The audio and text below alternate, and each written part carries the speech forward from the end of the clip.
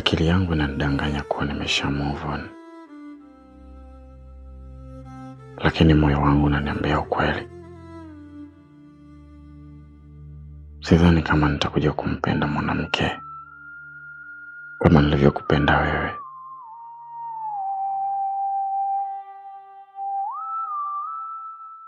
Aisha,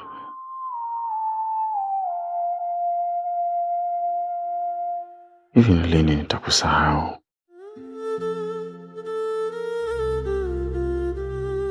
Mbona kama nashindwa?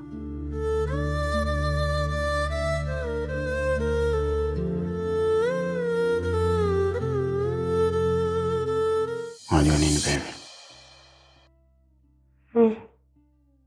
Inabidi tumuombe Mungu sana, kwa sababu mahusiano yetu yanapigwa vita.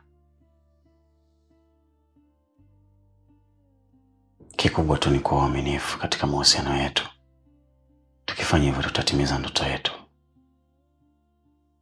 Unajua, mimi nakupenda mwenzako.